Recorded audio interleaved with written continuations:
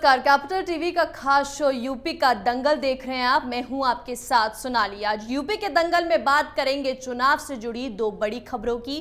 पहली, पीएम मोदी के कन्नौज रैली की। शनिवार को कन्नौज में जनसभा कर रहे पीएम नरेंद्र मोदी ने कहा कि कन्नौज में इत्र की खुशबू आती है। यहां के लोगों की मेहनत कन्नौज की आबो हवा में साफ दिखती है। इतना ही नहीं, पीएम मोदी ने इस दौरान विपक्षी पार्टियों पर निशाना साधते हुए कहा कि यूपी में पूर्ण बहुमत की सरकार बनेगी। पीएम मोदी ने कहा कि पहले चरण के मतदान के बाद घोर परिवारवादी काफी टेंशन में है, जबकि पूरा देश जानता है कि आएंगे तो योगी ही। साथ ही आज बात करेंगे हिजाब विवाद पर।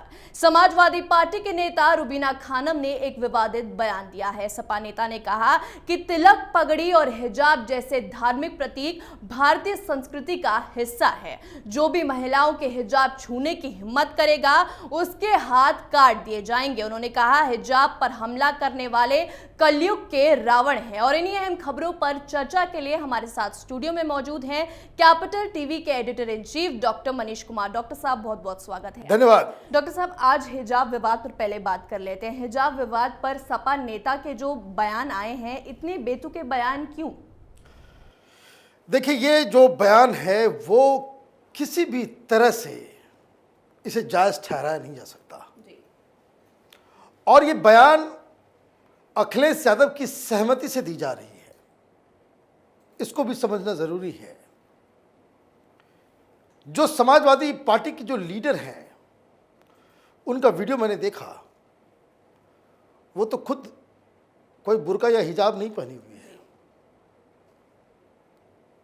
और वो इस तरह का स्टेटमेंट पास कर रही है कि अगर हिजाब के ऊपर हाथ डालोगे तो हाथ काट दिए जाएंगे।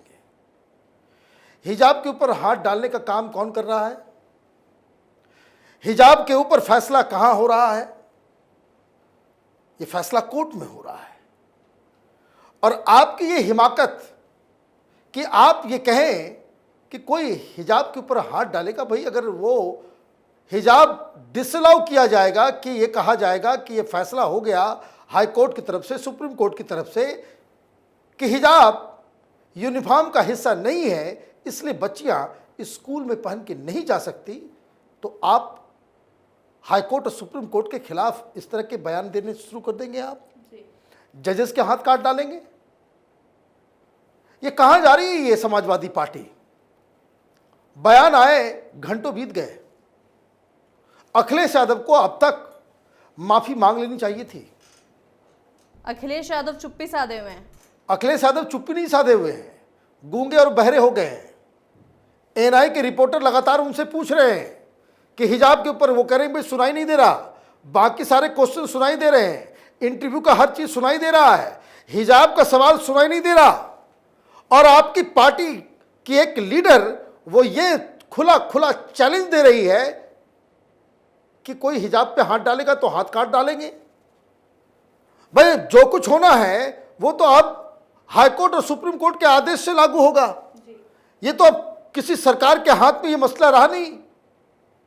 और ऐसे मौके के ऊपर जब ये समाजवादी पार्टी चुनाव लड़ने जा रही है, तो हम तो यही कहेंगे कि भाई ये तो ट्रेलर है।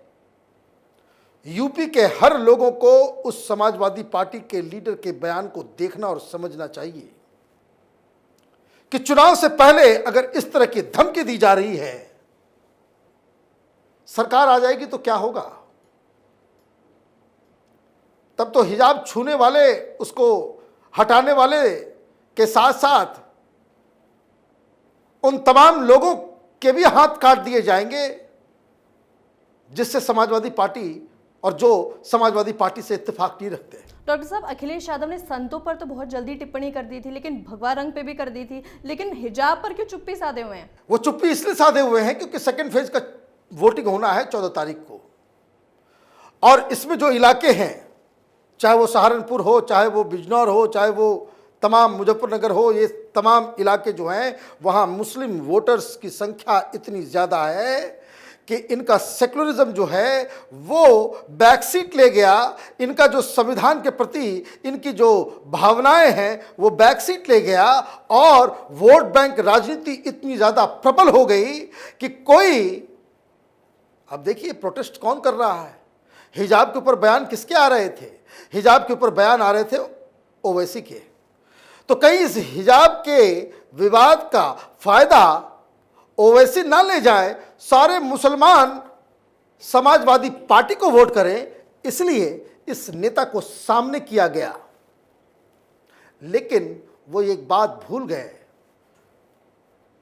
कि जिन जगहों पे आप मुस्लिम वोट तो पालोगे, लेकिन जिस तरीके से ये खुली धमकी दी जा रही है गुंडागर्दी वाले भाग के लैंग्वेज में, उसके अंदाज में, ये जो हिंदुओं को धमकाया जा रहा है, उसका नतीजा बड़ा खराब होगा। और इसलिए मैं कह रहा हूं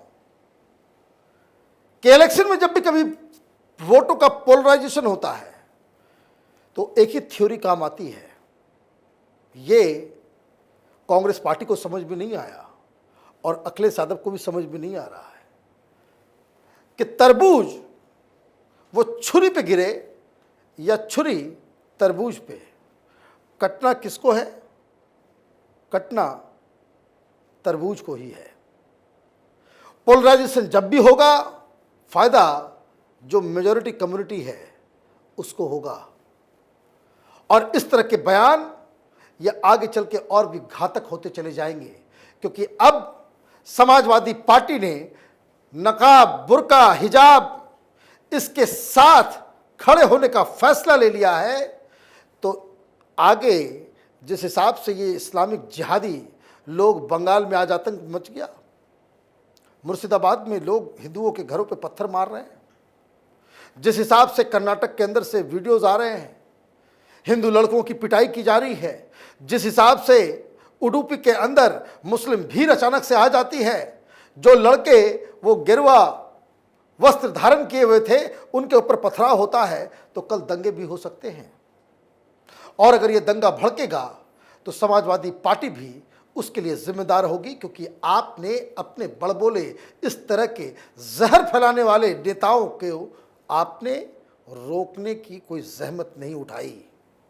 और हिंदुस्तान के अंदर ये सेक्युलरिज्म का ठेका सिर्फ हिंदुओं ने नहीं ले रखा है, इसमें हर जाति, हर धर्म के लोगों को इक्वली कंट्रीब्यूट करना पड़ेगा।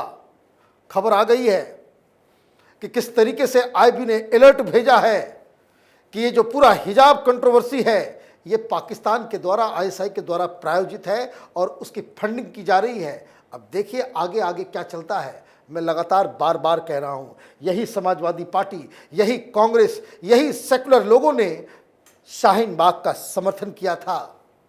जो मुद्दा था नहीं उसको मुद्दा बनाया गया था, राय का प्रहार क्रिएट किया गया था कि मुसलमानों की नागरिकता चली जाएगी, मुसलमानों को डिटेंशन कैंप में डाल दिया जाएगा, मुसलमानों की नसबंदी कर दी जाएगी, उनसे कागज मांगा जाएगा। ये सब तो हुआ नहीं। हुआ क्या? हुआ ये कि शाहीन बाग के चक्कर में दिल्ली में दंगे हो गए, 53 लोगों की मौत हो गई और इस मौत की जिम्मेदारी उन तमाम लोगों के ऊपर है जिन लोगों ने इस फर्जी आंदोलन के साथ खड़े होकर इसे मजबूती देने का काम किया था। तो ये एक ऐसा मुद्दा बनता चला जा रहा है जो अखिलेश यादव के लिए महंगा साबित होगा। डॉक्टर साहब, बात कर लेते हैं पीएम मोदी की। पीएम मोदी ने आज कन्नौज में जाके साफ कह दिया है कि आएंगे तो योगी। क्या कहना चाहेंगे? देखिए, प्रधानमंत्री तो कैंपेनर हैं आज वहां कन्नौज इसलिए इंपॉर्टेंट है कि कन्नौज वहां इत्र बनता है और इत्र वाले मित्र जो समाजवादी इत्र बना रहे थे, वो कहानी, वो एपिसोड सबसे ज़्यादा इस पूरे पिछले 1 साल में अगर अखिलेश यादव के कैंपेन को देखें तो सबसे ज़्यादा कोई नुकसान दिया किसी घटना ने, वो एक कन्नौज के जैन ब्रदर्स और ये इत्र वाले जो मित्र थे। ये अब आप समझिए इस चीज़ को कि लाख बातें कर लें, कन्नौज के लोग जानते हैं कि ये जो जैन बंधु हैं, जो एक दूसरे के रिश्तेदार हैं, इनका समाजवादी पार्टी के साथ कितना नज़दीकी संबंध है। भाई, समाजवादी इत्र अखिलेश यादव भी लॉन्च कर रहे थे, ये चारों तरफ से घिर गए और उसके बाद जो नोटों का पहाड़ घर से निकला, करोड़ों रुपए, बैंक से लोगों को बुलाया गया कि भाई please help us in counting these notes. Machine गर्म हो जाते थे, इतना ज्यादा नोटों का जखीरा। जब उसकी तस्वीरें बाहर आई, समाजवादी पार्टी का पूरा कैंपेन डिरेल हो गया, सारी चीजें गौण हो गई। अब जो फर्स्ट सेकेंड फेज है, जहां पे आरएलडी थोड़ी मजबूत नजर आ रही है, क्योंकि उनका वो गढ़ है जाट वोटों की वजह से, मुस्लिम वोटर्स की वजह से, तो यहां तो ये सब तमाशा चल गया। अब जैसे ही ये थर्ड फेज में पहुंचेगा, फोर्थ फेज में पहुंचेगा, ये सारे मुद्दे, चाहे वो नकाब का मुद्दा हो, चाहे वो हिजाब का मुद्दा हो, या फिर ये नोटों का मुद्दा हो, चाहे वो राम मंदिर का मुद्दा हो, चाहे फिर वो काशी विश्वनाथ के कॉरिडोर का मसला हो, ये सारे मुद्दे ये अखिलेश यादव को नुकसान पहुंचाएंगे। और प्रधानमंत्री मोदी ने आज कन्नौज जाकर उन्होंने इसी का ऐलान कर दिया कि आएंगे तो योगी जी ही। तो ये अपना चल रहा है। लेकिन इस पूरे चुनाव में जो एक चीज़ मैं बार बार कहता था कि अखिलेश यादव पिछले एक सप्ताह से मीडिया की सुर्खियों में नहीं है, वो नैरेटिव को सेट नहीं कर पा रहे। चुनाव में क्या मुख्य मुद्दा होना चाहिए वो नहीं बोल पा रहे। 2 दिन से हिजाब का मुद्दा चल रहा है, इनके नेताओं का वो वायरल वीडियो तो चल रहा है, लेकिन समाजवादी पार्टी का कोई स्पोक्स पर्सन बड़े चैनलों पे इस मुद्दे के ऊपर सफाई देता हुआ नजर नहीं आ रहा। मतलब ये कि नैरेटिव समाजवादी पार्टी इस चुनाव का सेट करने में असफल होती चली जा रही है। और अगर ऐसा ही रहा तो बीजेपी अपने हिसाब से अभी हिजाब उठा रही है, नकाब उठा रही है। आगे फेज जैसे आएगा, कहानी लखनऊ अयोध्या पहुंचेगी तो वहाँ ये राम जन्मभूमि का मुद्दा उठा देंगे, फिर ये मसला और आगे जाएगा 6th और 7th फेज में, तो वहाँ पे काशी विश्वनाथ का मुद्दा उठ जाएगा। तो ये नैरेटिव बिल्ड करना ये विनर की निशानी होती है कि चुनाव में जो मुख्य मुद्दे कौन तय करेगा वही जीत का सेहरा पहनेगा। डॉक्टर साहब बहुत बहुत शुक्रिया बातचीत। धन्यवाद। तो यूपी चुनाव से पहले बीजेपी फुल एक्शन मोड में है। एक के बाद एक बीजेपी के दिग्गज नेता लोगों के बीच जाकर प्रचार कर रहे हैं। वहीं आज कन्नौज पहुंचकर पीएम मोदी ने भी मंच से योगी सरकार की तारीफ करते हुए कहा कि पूरा देश जानता है, पूरा यूपी जानता है कि आएंगे तो योगी ही। पहले चरण के मतदान ने इसकी तस्वीर साफ कर दी है। आज के इस खास शो में फिलहाल इतना ही। चुनाव से जुड़ी तमाम खबरों के लिए देखते रहिए यूपी का दंगल। नमस्कार।